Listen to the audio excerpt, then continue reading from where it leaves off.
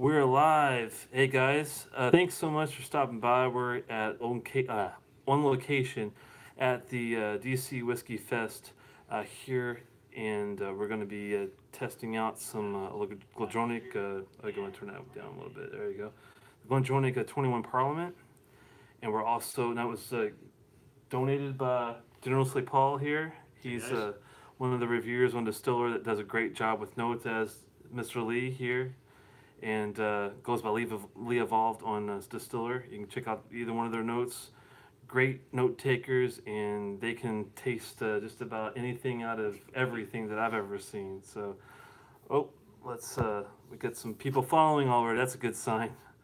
Well, thanks so much. We're going to start off with the Glendronach, and we're definitely really excited about getting a chance to taste a lot more whiskey tomorrow. We're getting our preliminary run in. We actually had some Ardbeg 23 big time donation by Mr. Lee.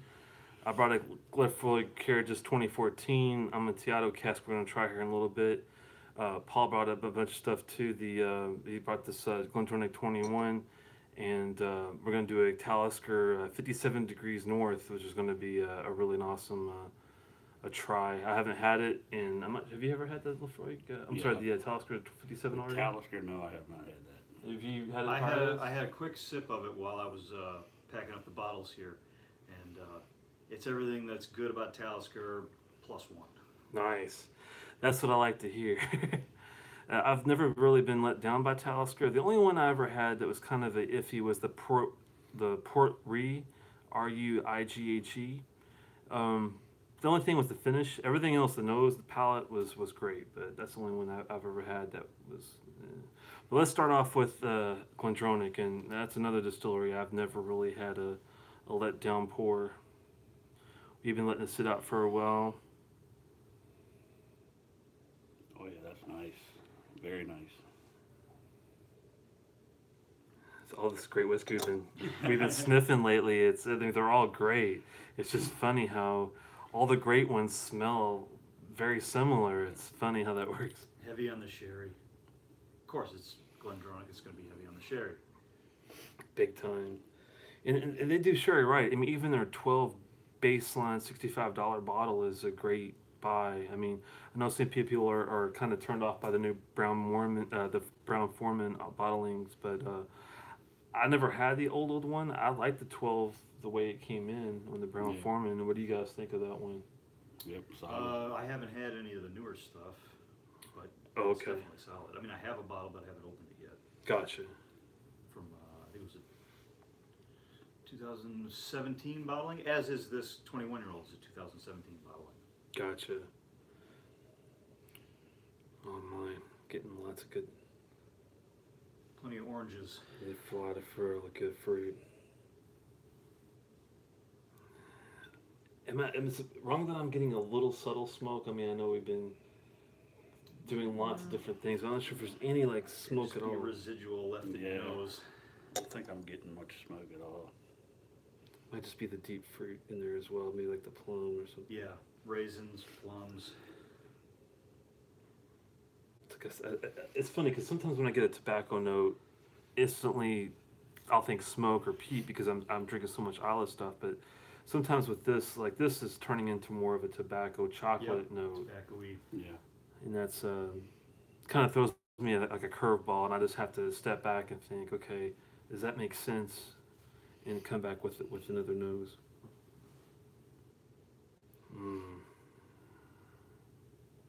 It's gonna be so good. Let me know if you guys have already had the Glendronach Parliament 21 and what you thought of it.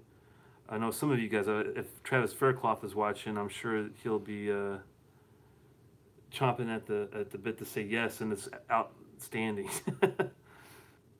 I had it at Whiskey Expo, but expos is kind of tough to really enjoy it like this because you're like cattle you're going through and you're getting your 30-second ounce pour and you're sipping and you're moving along. But this is so nice to have it like in a proper glass too. And they give you some decent glassware. It's not quite like this is a Copita nosing glass. This is a little different than your typical Glencairn. It's a little smaller on the stem and smaller on the what would you call that, Just, yeah, the opening, I guess, Yeah. of the glass. But the sometimes they give you these tulip glasses. They look like Glencairns, but they're not quite. It's a lot better than a tumbler or highball or any of those type of glasses, at least. So, getting some, the more I'm nosing it, the sweeter it's getting too. Yeah. Which Brown is sugar. For me, it's a good thing. I Yeah. like the sweetness. Brown sugar, honey dates. yeah. There's definitely a big honey note. Oh yeah, a lot of honey. Honey Nut Cheerios. That's what I used to love when I was a kid. Mm.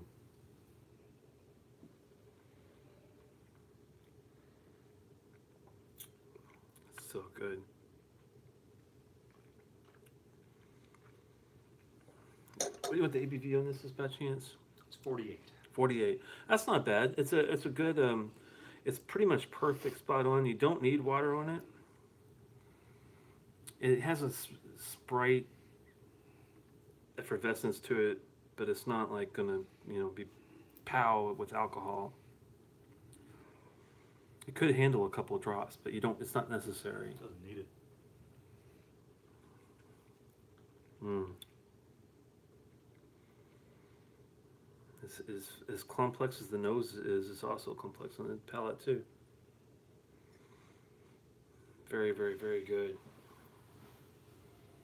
I've heard that the 15 Revival's coming back next year. I'm really eager to also get my hands on that one. I haven't tried it yet. And the price point should be a little easier to deal with than your $18 dice in the 21 Parliament. So get your pocketbooks ready. Oh my. Yeah, I see the old Glendronach Revivals. They're starting to come out into the secondary marketplace, and they're asking like $250, $260 for Wow. one.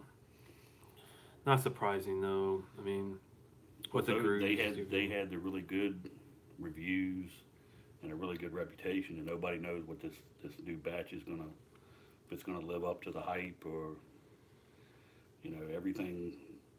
I think if you ask everybody as a whole, the no age statement and all the quality is starting to trend a little bit downward. So these older bottles that are guaranteed and have really good reviews, the values are just skyrocketing. That's true, and we were talking earlier about people were kind of scared about the way that things have changed once brown form has taken on. I do like I've had the 12 and I do like it, but I am eager to see what differences there are coming up with this 15 Revival. That's a good point, and it never hurts to have a couple bottles of an old version of something in your pantry. You know? That's how I felt with that Ben Nevis. I got lucky that one I gave to you guys for the our review on. We're doing a review of all the Scottish distilleries, Ben Nevis being one of them. So I went ahead and found an old bottle and went with that. And I figured, well, if these guys want to reapproach it, if they like it, which I think everyone did like the Ben Nevis to a point, that it'd be a good deal. Thank you so much. John Post says the 15 was when the whiskey exchanged for 150. Okay. That's the Revival, I think. Duncan Harmsworth. Like Kevin, both depends on if I want the super sweet 21 or the more dry 18. Yeah, I think I'm more of a fan of this 21 because I do like a really good sweet dram. We were just talking about when we had the Bruichladdich Black Arts 4.1 and we had the Macallan Fine Oak 21. These guys like the Macallan 21 a little better, I think, because it had more of a savory balance with the sweetness. Me, I like a straightforward, fruity sweet dram, so I picked the Bruichladdich for Black Arts 4.1, but it's just a matter of subjective choice, really. Cracked this open during the holidays. Oh, that's cool. Everyone, I'm afraid Rachel Berry will screw it up because she has more history of success at Bormore and Laphroaig. Oh, I didn't know she came from those distilleries. That's kind of scary. Billy Walker's success is incredible. Was Billy Walker the previous Glendronach guy? He was the previous. I don't know if he was distillery manager or just master blender or both, but he was the one responsible for releasing all the older stock. Yeah. Ah. The it was rumored that because of the shutdown and when they came back and when they were offering the age statements, that there's no way that their current stock of newly produced whiskey could have been that age. You know, if they came back, I don't remember what year they came back, it was 2002, I want to say. Sounds right, yeah, 1 or 2. Well, if they're releasing 12-year-olds, there's no way they had that stock. So it had to be older than, you know, their shutdown. So they're releasing stuff that's been aging well over 12 years. Wow. So you're getting more. I don't know, because this is a 2017 release. Obviously, going to have some older stock in it than a 21. It can't be. It cannot be stuff from their from when they were reopened. Right. Because it hasn't been 21 years yet. So this is considerably older. That's interesting. Hopefully, if she's, I don't want to say wrecked it at Beaumont or Laphroaig, hopefully it's not a negative deal. I mean, I've heard, to give her credit, I have heard some good things about what she's done, but we'll have to see. Just because you don't do well at one doesn't mean you can't do well at another, but track record does mean a lot. If you have screwed up 1 or 2, then I don't know. That depends on a lot of things. Hey, Rabbit Red, good to see you. I wish you were here, man. I know you were thinking about coming out. Yeah, we're at the Whiskey Fest and just enjoying some crazy good whiskey. We did a Springbank 13 Green. We did the Ardbeg Grooves, the Cleela 17 infused. Yeah, we haven't done the grooves yet. yet. We haven't hit the grooves yet. I think we will. But the Ardbeg 23, 20 something. That's my favorite of the evening. Whiskey. That's beautiful. We're gonna pop open my Laphroaig Cairdeas here in a little bit, and Lee is popping out this beautiful. Go ahead and show them to this beautiful Macallan 21 Fine Oak. that's the one. Go after it. That was really good. I'm absolutely liking that one over this one. Over the Parliament.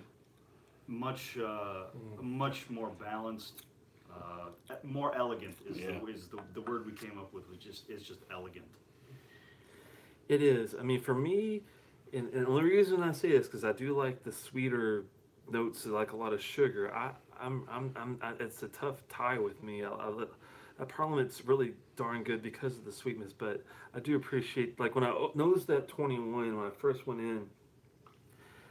It's almost like opening an attic of an antique shop that you love. It's just the smell alone. You could pick out the different oak. There's American oak and sherry, an American oak and bourbon, and a Spanish oak and sherry, if I remember correctly. Spanish. It's like unreal that you can actually pick it apart just on the nose. We're not even talking about the palate yet. And you do get a lot of good balance in the palate. That's a tough one. They're both damn good. This one's sweeter. I think on the palate. I think that's the only reason I like it. I'm not sure if I like it more. I like it almost as much. It's a tough one, but for the I do understand why more people do like the 21 that like more of a balance, more of a savory notes too with it. So I'm probably not in the mainstream when it comes to enjoying it any more than the Fine Oak 21. I think I would, if I had the money, I'd definitely go for the Fine Oak 21 for sure. I think before we call it a night, we ought to do both 21s. Just put a nice pour in and just do them side by side. Do a shootout. That's not a bad idea. That's not bad You at can all. definitely go nose to nose and really pick them apart that way. That would be definitely be interesting thing to see. You better be careful because Whiskey Throttle here, he likes to get people to drink from the bottle. He might try to talk you into drinking the Fine Oak 21 from the bottle. I don't think that could happen. We need to mention the Glendronach. Oh yes, 8-year-old Highland. Yes. This is definitely the winner of the night for value for money. $36. $36. Now that's not including shipping from Master of Malt. Yeah. But the flavor you get out of an 8-year-old sherried, it's unreal. It's unreal. Definitely could hold its own against many 12-year-olds out there. I think that's part of the reason they were proud to put that 8 on the bottle, because to get that depth and that flavor out of something that young, out of an 8-year-old, it's just fantastic. Fantastic. definitely winner of the night for value for money. I've had some 12 and 16-year-olds that haven't had the flavor of that 8-year-old bottle, believe it or not, and that's no joke. That Glendronach 8 was one of my top ones for the night, even though it's one of the younger ones we've had. I mean, it stands on its own, just as high as some of these other ones. That I mean, I wouldn't say it's better than the 21 Macallan or any of that, but I mean, if I had the money and I just wanted to get like a dealer sipper to replace the Johnny Walker Black or the Magnus from Highland Park, I would be willing to get that than one of those guys by far for price. So, well, I'm looking at the comments down here on the side. Donald's saying, "What is this? Some more of whiskey love?" Yeah, definitely having some whiskey love. It's going to be great tomorrow, and looking forward to. You haven't tried the 8 yet, John. I would definitely look for it. It might not be easy to find. But Master Malt has it, and they are now shipping to Maryland. Thank God. Yeah. They haven't stopped shipping to Virginia. I think they're starting to ship to you guys soon, aren't they? Maybe. That's Michigan state law. No alcohol can be shipped into the state, At all. regardless of where it's coming from. Okay. It can be shipped within the state, but all of us Michiganders get screwed on that deal. Well, the good news is, I think since it didn't take them long to change it for Maryland and some other, I'm sure there's other Well, states. see, I don't think it was based on law. It had something to do with FedEx and UPS shutting down voluntarily. From what I read, the short version is it has something to do with a lot of the state wineries contracting out their shipping, because when most people buy bottles of, when they buy wine, they buy by the case or, multiple cases. And the volume, something about the volume being shipped from state to state triggered some of the laws to come in question. And from my understanding, FedEx and UPS voluntarily shut down to all those states, and they're slowly starting to open back up as they get clarification with individual state laws and stuff like that. So I've heard, and then I've also heard that by the end of 2018, federal law may step in and just well, they're talking about just opening up all 50 states, and I guess leave it Well, that would be great. I mean, I think that the wine merchant issue had a lot to do with the judgment that came down from Michigan, where it was designed to supposedly help the Michigan-based wineries. I don't know how it helps them, but that's the explanation that was given. I guess it's to help promote Michigan wineries. You can only ship within state. Protect business, state businesses. Exactly. It's to help our own, but it really does nothing but hurt the end consumer. I hear you. Especially since, Michigan has a very limited selection as far as what's available from each distillery, each brand. You don't get, we can't get everything there. Yeah, I'm with Lee too. I hope they just open it up to make it, it's fair for all 50 states. If as long as we're over 21 and we're not giving it to little kids, who cares? I mean, adults are signing for the packages, so yeah. I mean, as long as I'm there to sign for it, my name's Telex. Let me sign it and be done with it, and let's go and let's drink. Thanks for the shout out there, Rabbit. Yeah, this cap came as a gift from Mr. Lee here, and to answer your question, 1 second. That is Lee Evolve from Distiller. Yep, and glad to have him here. And generously, Paul is also from Distiller, and we're having a hell of a time just getting prepared, and we've hopefully we haven't overdone ourselves already. I'm feeling fine. Yeah, we're doing really. As you can tell, we're having almost too much fun and not looking back. What did you get on the finish of that Parliament, if you can remember? Because I'm trying to. It's definitely still going. It's long finish. It's spicy, not overpowering in any way, but it's got its pepper. Yeah. Got some residual chocolate, maybe. Yeah, chocolate notes, orange. Yeah, I got the orange, definitely.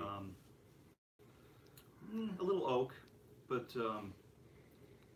not too overwhelmingly woody notes or anything. Yeah. It's It's a well balanced. Yeah. I mean, 21 is like the sweet spot for years. It seems like on a lot of these, because sometimes when you get to the 30 and 40, even though it sounds great on paper, is it really going to be as good as your 21? I mean, 18, 21, somewhere around there. Well, with this one being 48%, Yeah, 48. I mean, that's usually when you get 46, 48, you've got a nice burn at the end, and this one is just kind No, of, just a little peppery, Yeah. but no it's burn. more of the spice. It's not the burn from the alcohol. It's the pepper heat, That's and true. and it finishes really, really smooth. So it's another good one. Since we're talking peat, and I know we were going to have Laphroaig, maybe we should have the Talisker first I before think the that's a good Laphroaig, idea. because the Laphroaig is noted as being a peaty, super peaty dram compared to Talisker, but Talisker's got some nice peat and some nice smoke in it. Don't be misled. It's got a lot of pepper sometimes too. I'm not sure about this particular guy. I haven't had the 57 degrees north yet, but it's going to be interesting. Let's take a little pour here, and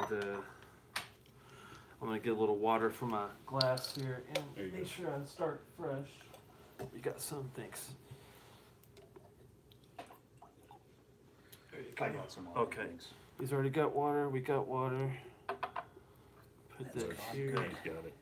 Oh, it's- Yeah, I wouldn't make kill sure that. No, good, good. Slash it Water around a bit. That one's open if you want to grab it. This is going to be the that Talisker. I haven't pulled up any notes yet. I should have looked at the notes on that guy. I'm trying to think of. Do you remember any of special casks or or anything? I don't think there was anything on the packaging that specified what kind of casks they were using.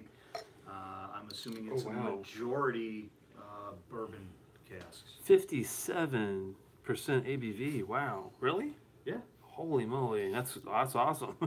Yeah, it's not only their latitude, but it's the ABV as well. Yeah. The this guy is also most likely not natural chiller and natural color and non-chill filter. Well, it's Diageo, so I was just kind of guessing on that. I mean, usually when you go something that's near cask strength, why bother Yeah. chill filtering it? And because it's a travel retail exclusive, there was, they have to put their, if there's additional coloring on it for German law. This one did not point. have that. Now, Good point.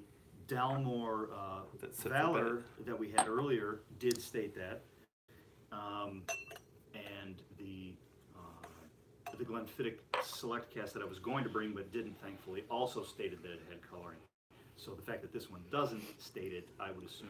I means think it you're doesn't have right. it. Yeah, Which is also why I said that the PX cask didn't have it. gotcha. Travel retail didn't state it. That makes sense. That's true. It's funny because I guess someone didn't take account the PX cask as part of Laphroaig's deal. Because I had this blanket statement given to me that all Laphroaigs had coloring in it. And Well, and that's not even It's true weird, either, yeah, because yeah. I think that there's a few that don't, even their standard lineup. I believe triple wood may be natural color. Gotcha. It makes sense because if you look at most of Laphroaig's offerings, they don't really have a whole lot of color to them. Dalmore is not a surprise that it is colored because most Dalmores do have from their 12, 15, 18. I think they put a color in every single bottle they Everything they release. got. Yeah, that's a lot of E150A to be exact, but it still tastes good. So I'm not going to knock Dalmore. They do have some good tasting drams, and the 18 is one of my favorites. So that'll tell you something.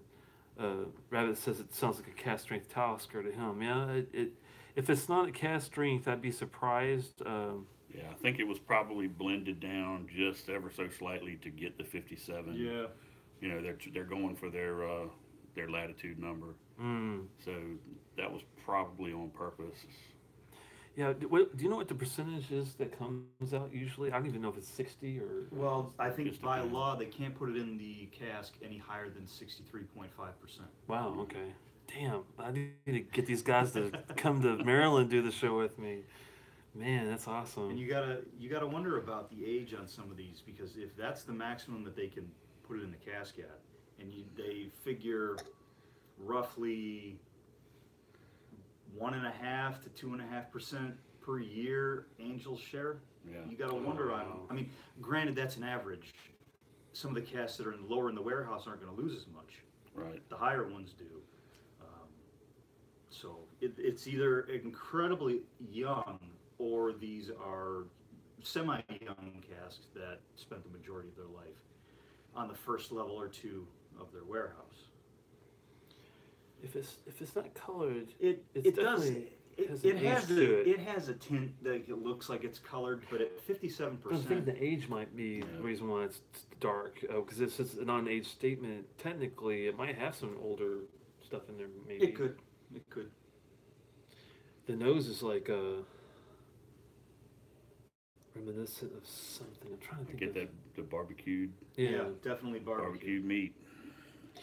I was gonna say maybe a Ardbeg, but it's not as heavy. It's not, not as as- deep. Nowhere as near rich. as phenolic, but that Yeah. smoke is there, and very barbecue. I was wondering, like, 'cause that's the first note I got too, is barbecue, and I was thinking, should I even say that? Because that doesn't make sense for Taliskers. Getting more usually more peppery Yeah, kind of. the salty, briny. Well, that's an additional 11% talking. I think you're right on that one. The brine is definitely there. Oh man, you can't have a Talisker not get a lot of good maritime Oh. notes from it. It seems like it's almost sweeter than the 10-year-old. Yeah, even from the nose, alone. I wonder if there's sherry casks in this guy. Quite possible. Yeah, I'm thinking, as I'm not sure if the tin has any at all, but if it does, I bet this has maybe a little more sherry in it than the tin possibly. And I'm not, I mean, I'm saying that's a good thing for me, because I do like the tin, but I do like some sherry in there. Rabbit says the triple wood is the only Laphroaig he's seen. Explicitly says natural color. Huh. Yeah. Man, I haven't noticed that. So that's the only one that's. Yeah, that's probably true. Wow. That's the only one. I've actually never really even paid attention to that. The weird thing is, it's a dark color from what I remember, like a woody oaky looking color. Well, it's PX finished, isn't it? Or is it all Roche? The triple wood, I The can't triple remember. wood, well, it's bourbon, and then it's quarter cask, and then I think it's PX. The Could be quarter, wrong. no, it's not quarter cast. The quarter cast wasn't thrown in until the 4 Oak. That 4 Oak travel retail is where they threw in quarter cast. I think it's. I think they both have it. Well, what was the fourth? I thought the fourth. Virgin, maybe? Somebody look it up for us. The fourth oak could be virgin, but I'm Right. pretty sure that the triple wood had PX. Yeah. He's switching it to a Laphroaig Cairdeas 2017 in our honor. Gents, Sláinte, he says, that's from Rabbit. And Sláinte, man, I like the 2017. It's the quarter cask, I believe. I know Yeah. you were kind of like. I was expecting it to be better than the original, and I think the original is just so good as it is. Yeah. I expected the 2017 to be the quarter cast turned up to 11, and it really wasn't. It actually hindered it, I think. To me, it was like a completely different dram. It wasn't. I went into it thinking, well, yeah, this has got the quarter cast strength name to it, but this is a completely different offering. It was the quarter cast turned up to melt your face off. Yeah. It was too much. It was hot. It's hot, yeah. Am I crazy, or is there a lime note in there? Well, it's funny because I was going to ask you, am I crazy or is there black pepper in here? Well, it's Talisker, there's Talisker, black right? pepper, but I could have sworn I got a lime note. Now, But the that weird could thing be was my like- fingers. Yeah. I had Korean beef tacos for dinner, and I washed my hands, but they got lime all over them. I'm not smelling it on my fingers, but in the whiskey I do. Well, at first I wasn't getting any pepper for a long time. The Okay. pepper kind of crept in Yeah. on me. I think that's why I was kind of like, am I crazy? Am I actually getting the pepper, or is that not really there? No, I get the pepper, but Yeah, I get. I'll be damned if I lime, don't get yeah. lime. I get the zest. Yeah. Along with just a hint of lemon, but Yeah. not even close to what I'm getting on the lime. I think I'm getting the lemon zest. I'm not sure if I'm getting the lime yet, but it's probably just a matter of time. I mean, there's a lot going on, thankfully, with it. I think we'll have to have a sip neat. Of course. 57, but hey, you know, like Lee says, you know, we got to do it neat first. That's the way it is, right?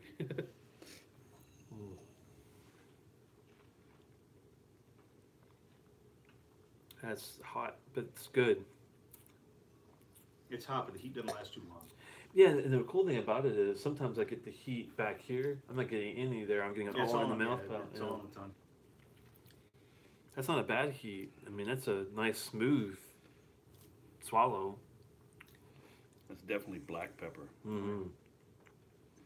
That's like the major note you get. Not in a bad way, but it's definitely peppery forward.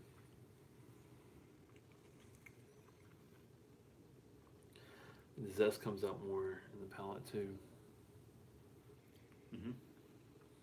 Along with some of that barbecue sauce. It's definitely good. It's a good one. Get your money's worth too at 57%. What did you say the bottle cost? 1 liter bottle was 95.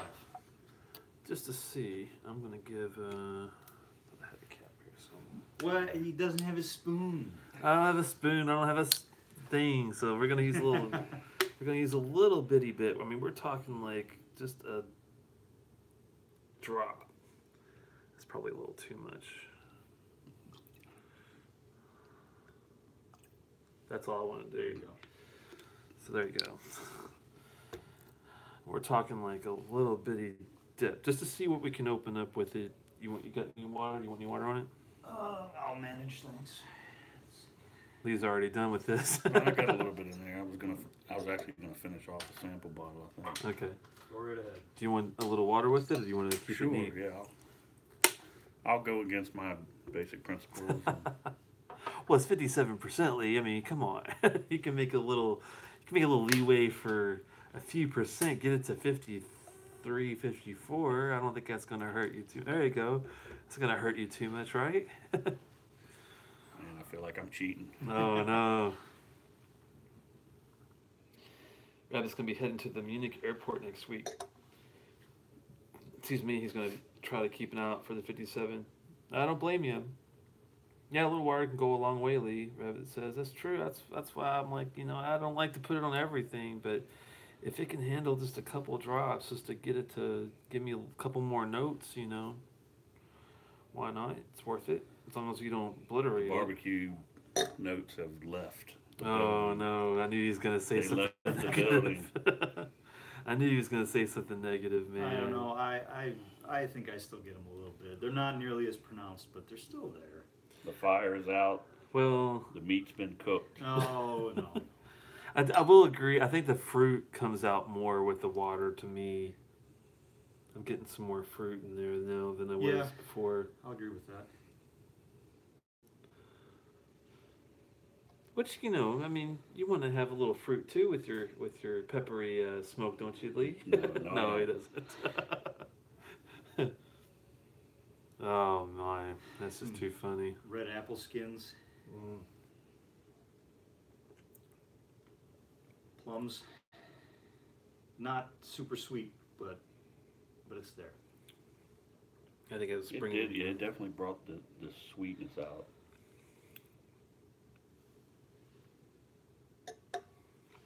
Well, I guess I shouldn't mess with Lee. I'll just tell him not putting water on anything because I know he doesn't like that sweet stuff. It's a well-rounded whiskey that you can do a lot with. I mean, that's the main point. Just if you don't like certain notes, that's okay. But if you want, to play around with it with water, without, you got the option to. At least that's always better to have the option and not have any options. If you touch it with water, it explodes. It'll definitely add life to the bottle too. I mean, you get more whiskey. Sure. I added a little bit more than you did as far as water goes, and it lost almost none of the pepper on the palate. Yeah, I'm still getting pretty good pepper too. Even with a little more water, that's interesting that it can hold it. Well, 57% is really nice playing field to that they give you. You got a long way to go before you're even close to 40%. That's the thing about getting a Scotch at 48 to 50 is that they give you some playing room, but not very much. I mean, you don't want to put more than like a couple little bitty drops. But if you get 57, you can put, like you did, you could put. I'm not sure if it was a teaspoon or how much, but I don't know. We don't have a spoon. Yeah, we don't have a spoon, but you could put a little more or not, very much, and still have a good dram. I do like this one. I like this better than the Port Ree. I'm not sure if you had the Port Ree or not. I haven't opened it yet. I'm trying to think of who gave me that sample. It might have been a Dreaming of Isla. He's another distiller guy that's been writing reviews for a while. Does really pretty good reviews. He's got a good palate and has good taste in whiskey. He was the first one I got to trading before I even met with you guys and started. He lives in Miami, Florida, and has a pretty good collection too. So if you're watching or later on, Isla, if I run into you, hopefully you get a chance to get this Talisker 57 North. It's really good.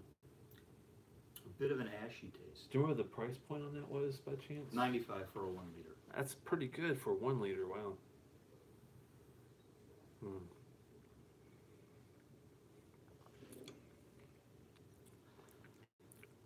It's so spicy, but nice. I mean, it's like Pop Rocks almost. You know those Pop Rocks candies?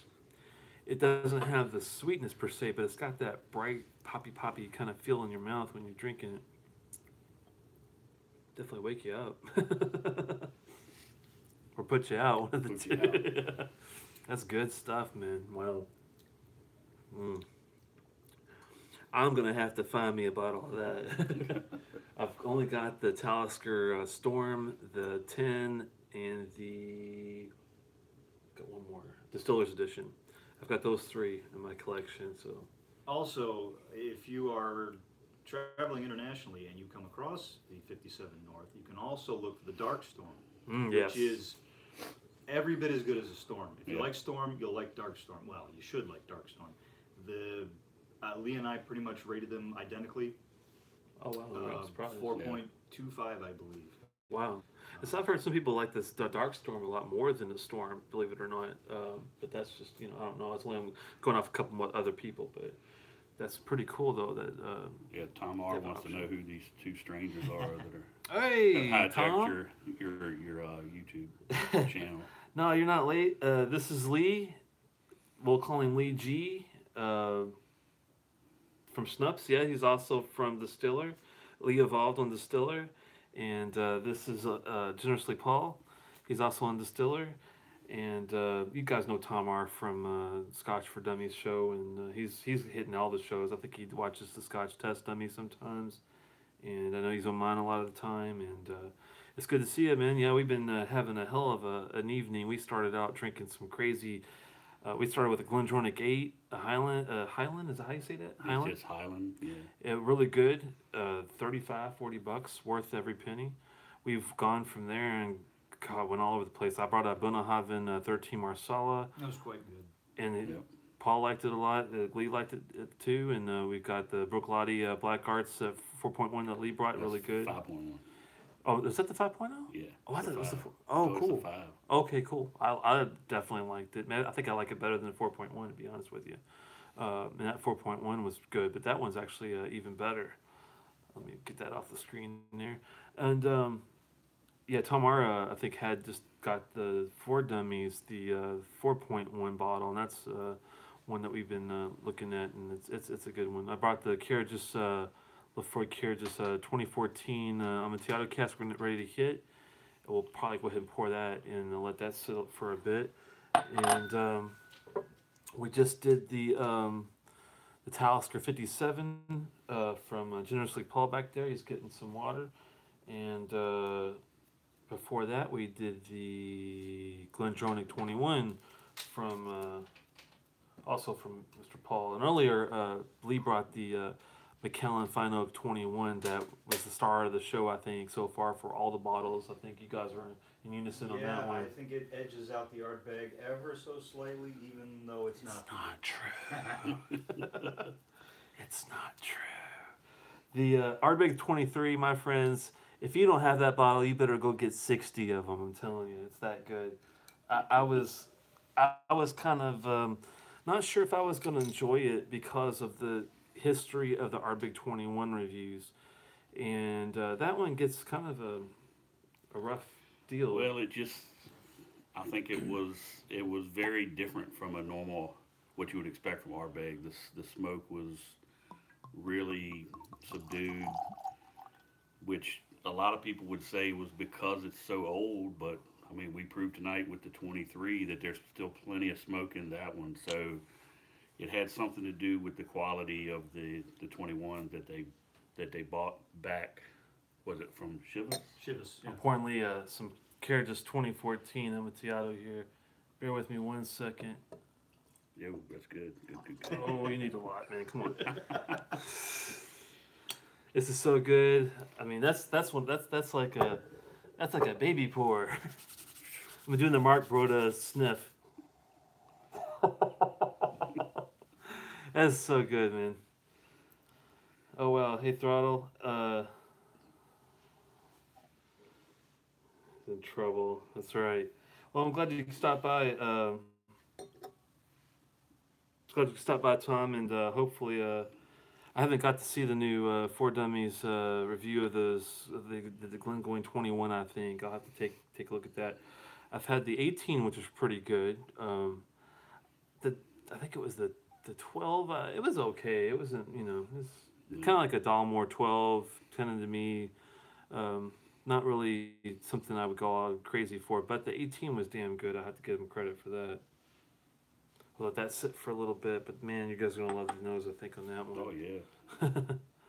51.4% Amontillado cask, which is not anything I've ever had. I'm just looking at. It doesn't come across as that strong on the nose.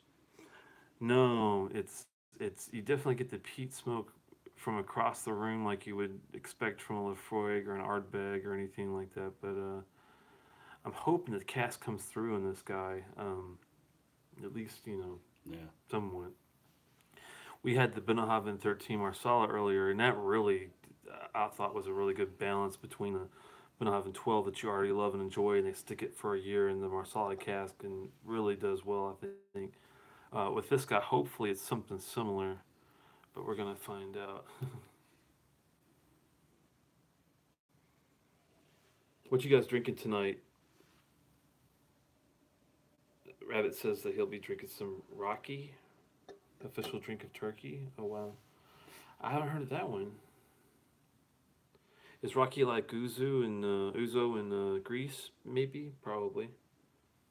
Does it have that black licorice kind of absinthe? Absinthe. Yeah.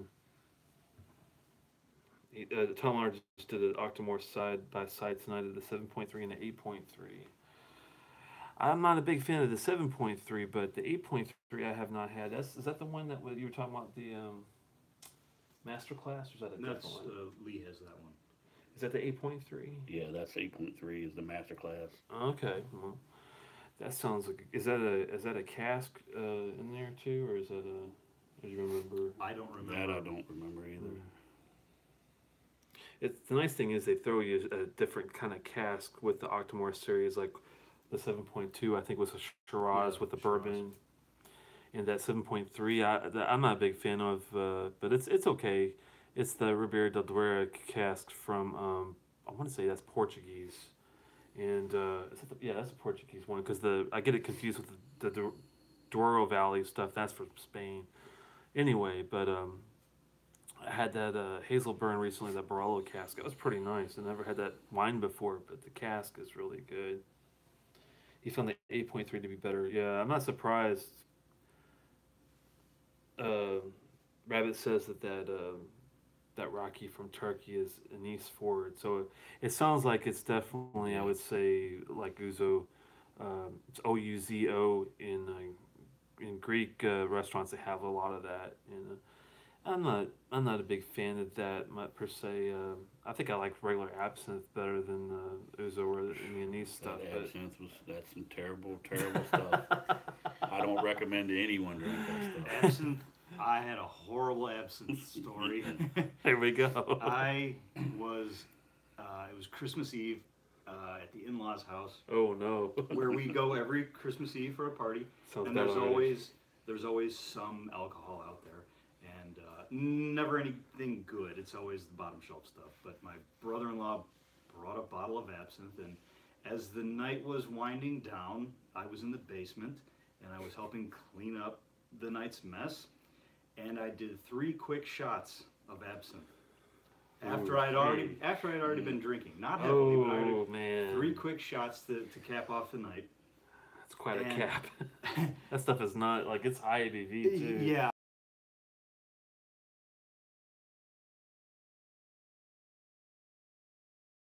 My wife told me that I was saying some crazy things, and I have absolutely no memory of doing that. That's the only time that I've ever blacked out from drinking. And I have Yeah. to say, the next day, Christmas morning, was horrible. Oh, yeah, I can't remember. I remember. I mean, there's some almost hallucinogenic properties of that stuff. Wormwood is some of the active ingredient in it. If I don't believe, well, it might have changed The recently. old school stuff. Yeah, the stuff that And the stuff you can the get stuff in you Europe. buy here now you can't. Not, doesn't. can't get not it. stuff you get here. But I've heard that some people have these like kind of even with this newer stuff that they have these kind of The green fairy. it's kind of like tequila. Like some people get a different high off of tequila drinking than they do, and I even get a different deal off of scotch that I would drink in regular alcohol or wine, or it's all different. It's not the same. So I get more of an electrical kind of almost like a high than anything else off of scotch. I'm not sure why that is, but I'll take it. Anyway, let's get back to the Laphroaig. Yeah, it's a very Laphroaig on the nose as far as yes. the tarry medicinal properties go. The peat is there. It's just kind of all got this sweet blanket of sherry on top of it. Am I crazy to say, and I don't know if it's the Yes. Amontillado cask, but I don't say it's like cotton candy or something, like I a don't know real about that. sugary. Sugary, yes. Cotton candy, I don't know. I've gotten many a cotton candy note from different bourbons. It's like it's well And it's balanced not with the that. peat smoke, but I'm getting the intense sugar rush. It's kind of that- it's thing. Sugar, yeah, sugar rush for Well, it's, sure. it's like it's almost like it's a simple syrup type of sugar. yeah, that could be. That's not in a bad way. I actually like the nose. Or a pixie stick. Yeah, pixie sticks. Not quite as fruit flavored, Yeah. but a pixie stick type sweetness. Cotton candy, I don't think was the right direction, but Sorry, yeah. it's that kind of sweetness. Yeah, I was Just not trying that to kind of find it. flavor. Yeah, the flavoring is the tough part of it. And that peat smoke is so intense that it's hard to find it. I gotta really dig. It's no Ardbeg 23 as far as the smoke goes, but the peat is there. Yeah. It's smoky. It's Laphroaig, of course, it's smoky, but it's a little different. Definitely type. peat forward. Yeah. It's peat forward, not smoke forward.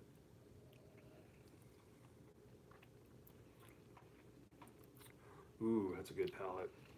Mm. 51.4. That's nothing to mess with too. And the smoke really hangs around Yes. with that one too. The smoke is there, and I gotta. Ooh, even more so on the palate. Man, wow. And it just hangs in there too. That's Mm. That is better than I expected it to be.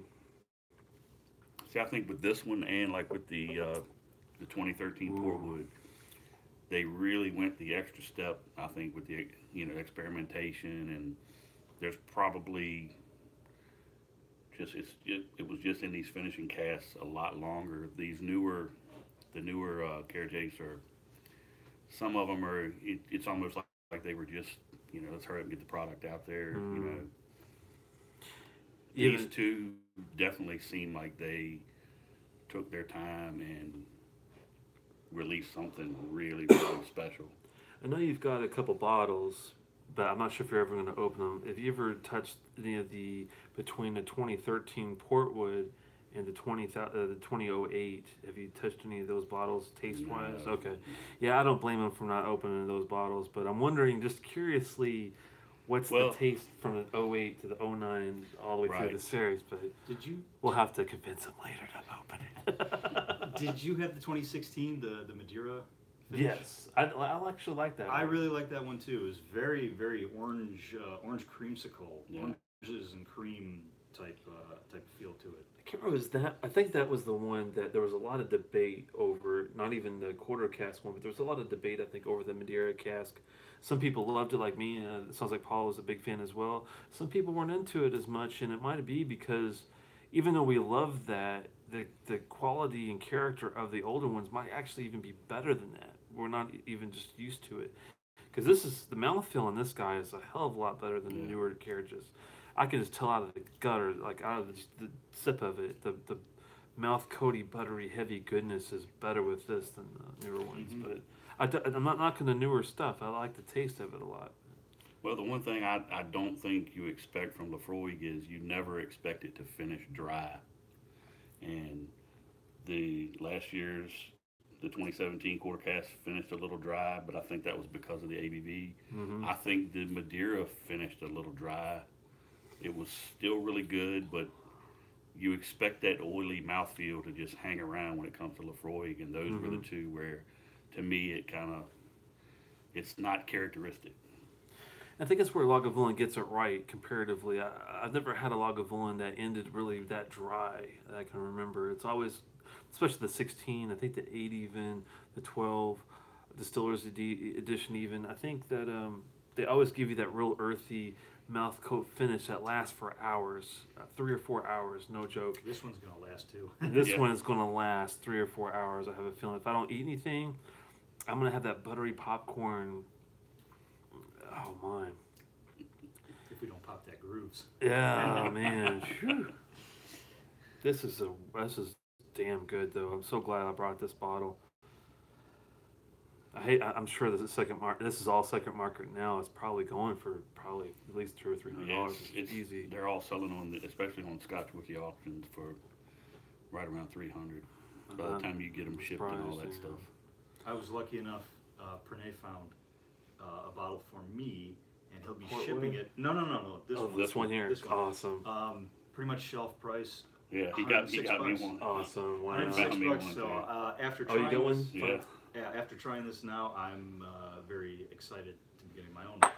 Now, this is what kills me. Now, I was lucky enough to find this bottle.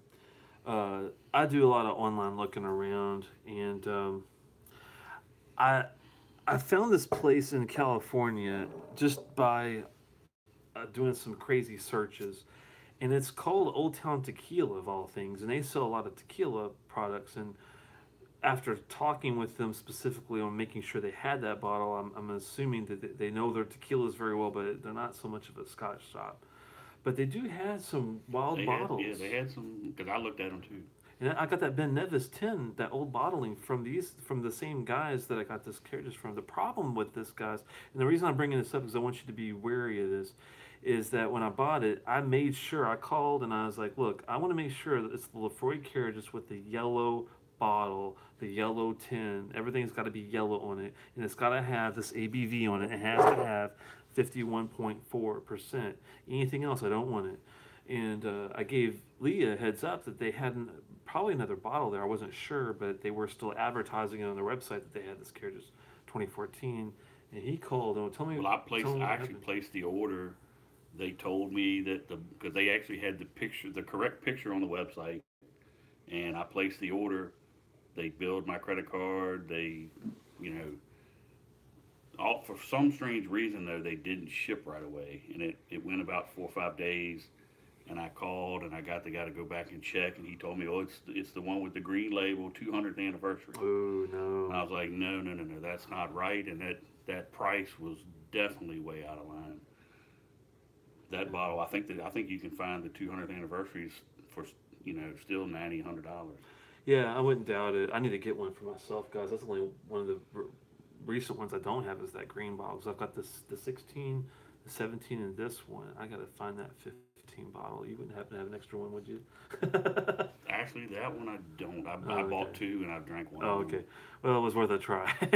But I'll have to look for that one before it gets too far down the road, because now that I'm really just itching, yearning for that Portwood 2013 purple bottle, That's the and I'm one. sure you are Oh, too. I'm very much eager to try that one. That's I And don't he know is if I too. ever will. Well, I've tried a pour of it. I had a pour of it about going on 3 years ago, and it's like I knew right then that was the Scotch. I keep my top 5, top 10, and Wow. it's sat at my number one.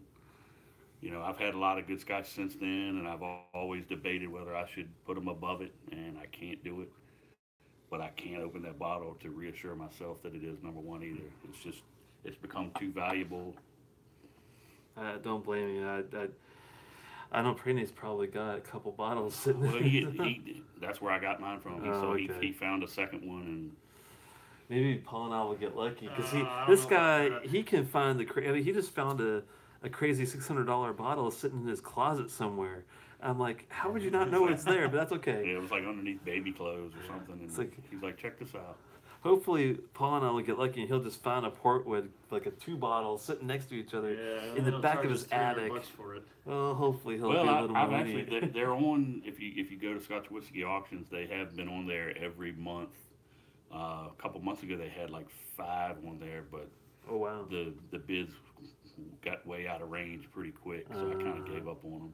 I've been bidding on them. If I can get one for 250-ish, I'll probably be try to bad. buy another one and definitely open, because I want to open one and just enjoy the whole thing and give out some samples. And Oh, wow. That'd be dream come true there. so it's a work in progress trying to find them, but if I can find one for the right price, I'm all over it.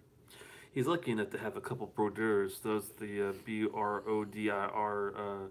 It's they do have a couple batches. They have batch 2 that we've got, but looking definitely to see if we can get our hands on a batch 1 would be nice. I'm not sure what the price point on that would be, but it'd be worth just a try Yeah. to have. Just if you guys know of a place to get that, that would be pretty damn cool. Because I've heard it's right up there with the Portwood Cairdeas 2013. So I'd It be up actually for it. came. I believe that batch 1 came out a year before that, so that could Probably be their the test batch or yeah. something. It's probably the lineage is all in that bottle. So, but I have a feeling if you could find a batch 1, you're going to pay just as dearly for that as you would for a.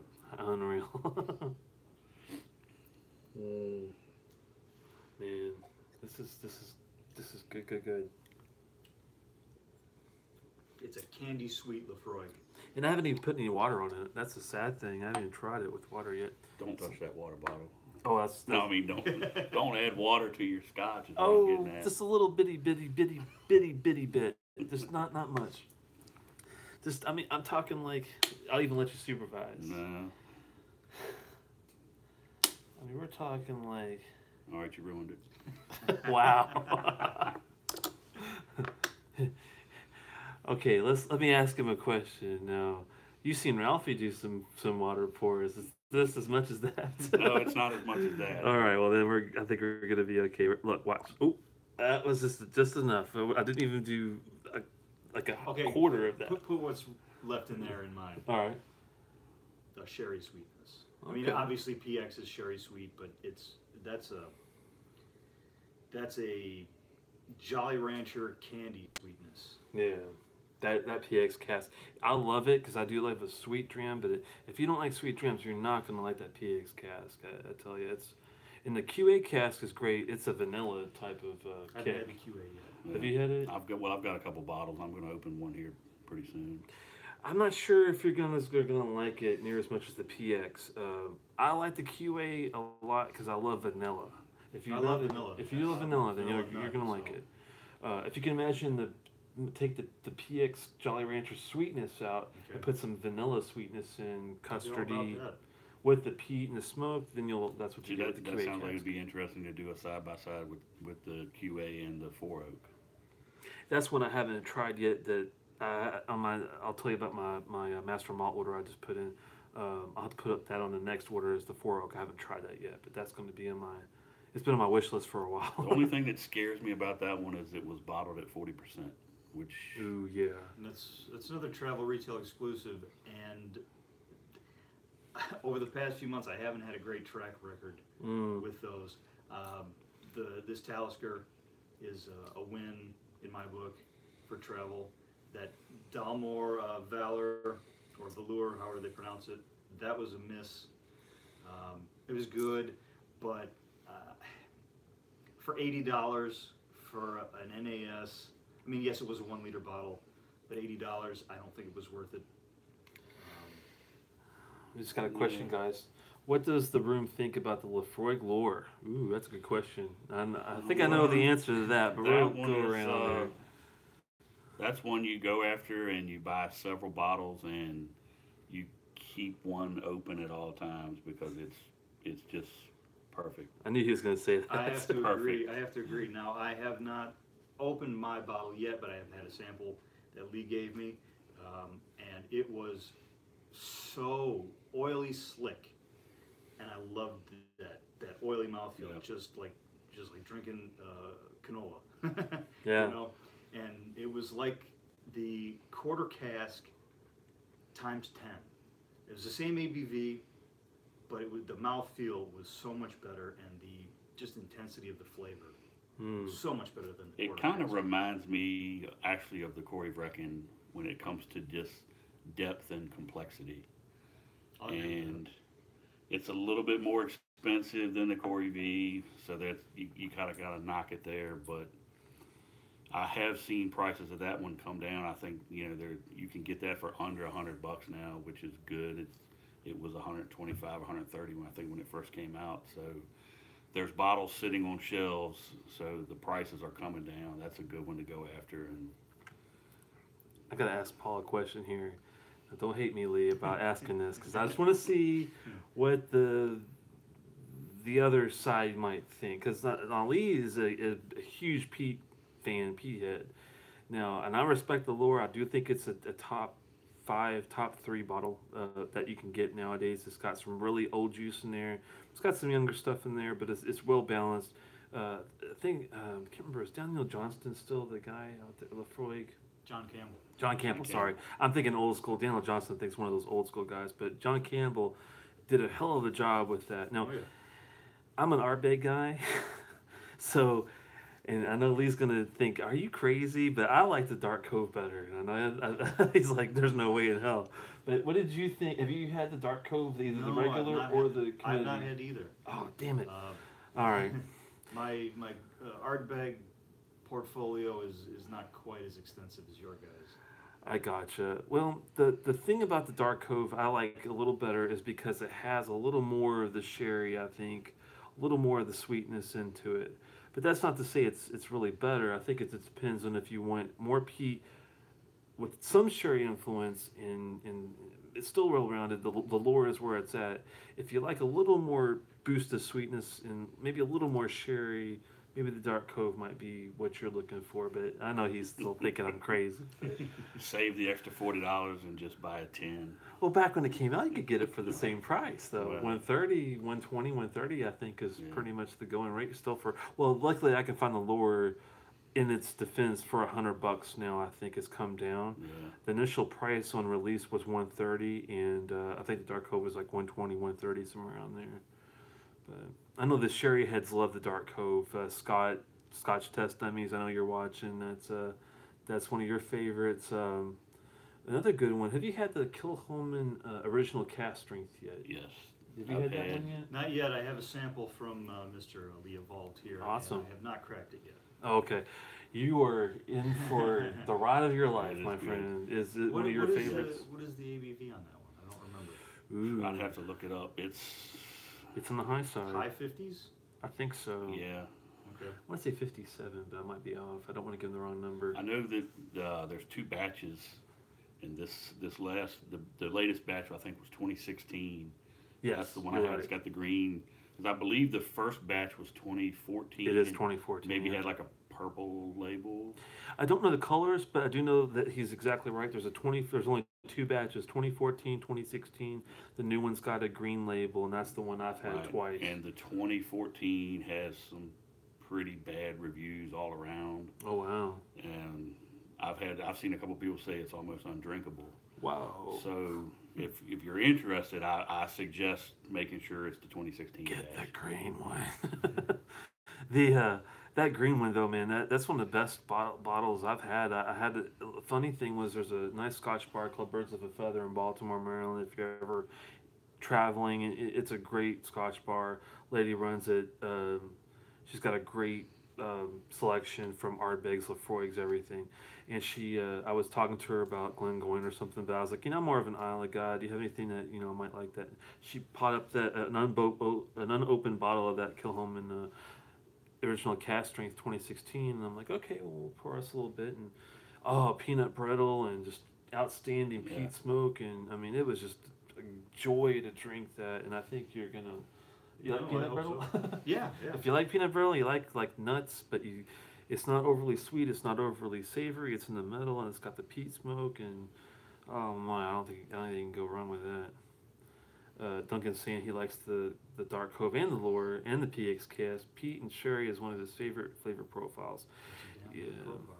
It's my favorite too, man. That's why I know some people like you probably like the Lagavulin 16 better than the Distiller's Edition if you had to pick between the two, or do you have a Actually, it's been so long since I've had either one of those. I really do feel like I need to sit back down with them. Yeah. For whatever reason, I've just bypassed the 16. It's just so run of the mill. Well, I mean, I'm always looking for something different. Exactly. You know, I get a bottle, and I could probably give you 10 bottles that I would love to just constantly have on the shelf and open, but my thing is trying all the new stuff, and now I'm going back and trying to find well-aged stuff. So it's not really that's not really my wheelhouse. Is to, find 5 or 6 bottles and just stock up on them. That's really not the way I drink Scotch. Well, you had the Lagavulin 16 and the Distiller's Edition and kind of compare? I've only had the 16 and the 8. Okay, gotcha. I have a bottle of the 2015 12-year-old. Oh, nice, yeah. And you're gonna love that one. That's awesome. Lee gave me a sample of the 2017 12-year-old. Oh, cool. I've not had the Distillers. I've only had the 16. That was funny because I went and bought the 2016. I'm sorry, I had it at a bar. They had the 2016 Lagavulin 12 cast strength, perfect, great. And I went actually seeking out the 2017, and I didn't stop and think of looking at the damn bottle before I got it. I get it home, and it's the 2016. So I have yet to try the 2017. I've heard it's actually even better than the 16 in years following it, but you can't go wrong with the Lagavulin 12 no matter how you get it. But I was going to say the thing about Lagavulin that's tough is that Diageo's smart is they've got a great solid 4 offering profile. They have their 8, 12, 16 distillers, and that's all they really do, minus maybe a rare Fischl 18-year-old. I think they had one in 2013 or something. It was an 18-year-old. That one I'd love to get if you guys had that one before. Mm-hmm. It's rare, but I think the Scotch 4 Dummies recently had it, little bastards. Definitely I'll be able to get one. But they don't really have a whole lot to go seek after, I mean, once you've had the 4, it's kind of like, well, I've been there, done that. I think I'm the same way as you are. I've already explored that. I've enjoyed it, and I've gone out seeking all these other things. And the thing is, they're always going to be on the shelf somewhere. You got that Ron Swanson thing going on, and you want your Lagavulin, it's going to be on the shelf, and it's going to be damn good. So you just, they know what they're doing, and they know it. They know that they do it well. Tom says, of course, Benny's has got the Lagavulin 25, and I'm like, yeah, is that their core? Is that something that, minus, I don't know, Lee might be able to get one, but... I've got one. Oh, there you go. Some of us can't just run out there and buy that 25 there, Tom. I wish that was the case, but you got to put some notes of your 25 on my comments on my page so I can see what they are. But you're right, the 25 is part of their portfolio. I was trying to think if they have anything between the 16 and the 25. I don't think they really do. 21. I've seen a 21 at some point. I think it's an older offering. But other than the 21, 25 rarity, the 8, 12, 16 Distiller's Edition is pretty much what you they can have. always go big and get the 37. They have a 37 Lagavulin? It just came out. What was it? 20? No. How much was it? I think it's been out a few years, but it's 37. It's going for $3,200. Yeah, a lot. That's crazy. That's just. Oh my gosh. Yeah, you showed me a screenshot of it. Yeah. He almost bought it. $3,200 out of California. Christmas is coming up, the viewers. If you want to pitch in for Telex's Lagavulin 37 fund, I'll cash in at the end of the year. Well, like I said, I had it pulled up and I was looking at it and I said, well, and then all that just kept popping up in the back of my head was, you want that Highland Park 40. Oh, yeah. Hold out. So I'm trying to hold out, get the funds right, and just pony up for that big boy.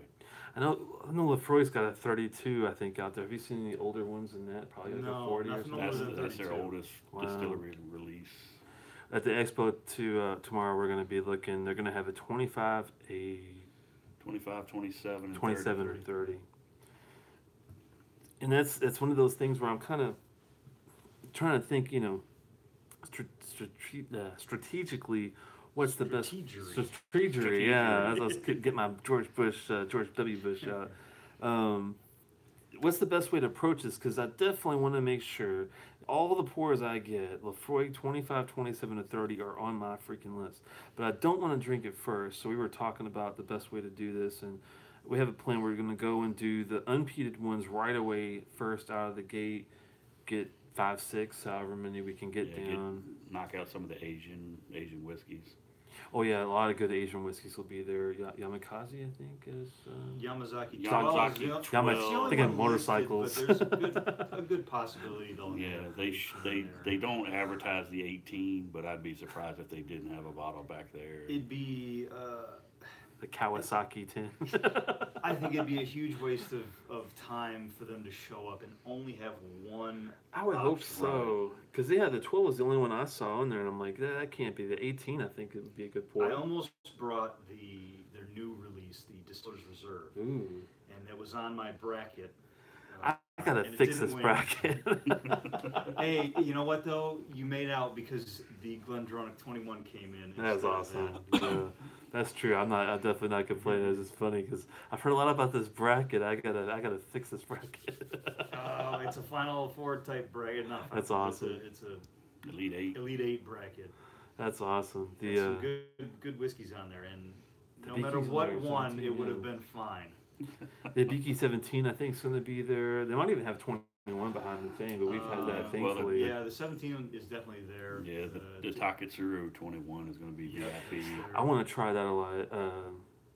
Did you were the one with the regular Taketsuru that was just the one we were doing the Pure Yeah, that one was.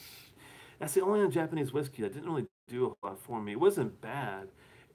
The great nose, got marshmallows, fruit cocktail, great, initial nose, but when it went for the palate, it just didn't have a whole lot there. And I think it's just because of the age. But I thought, this would not be bad if it was 16, 20 years old. So at least we'll get to try some of that tomorrow. That'll be really nice, I think. Well, anything else you guys want to say before we wrap it up? Because we've been going on for a little while. Wow, I can't believe it's been that far. What are we at? 72 minutes, 45 seconds. we got another one of those left in us. Let's just we can keep going. But you be careful. These guys will get you drinking from the bottle here in a second. One of them, I forgot who it was. Not Throttle, but Rabbit said he's cracking the lore. Ooh. You won't regret that. Yeah, you won't regret that. That's a good one, and it's definitely worth a couple looks. I think once you have a bottle, like I had one. And now I'm already thinking about, it's probably time I should probably get another one just to have for sipping, I guess you say. That's a good one to keep open at all times. I might talk these guys into doing another show. I don't know. We'll have to see how well it goes. We got a big day tomorrow, and we don't want to, mess up our deal for actually doing the show tomorrow. I might try to do it on location if I can get my phone popped out.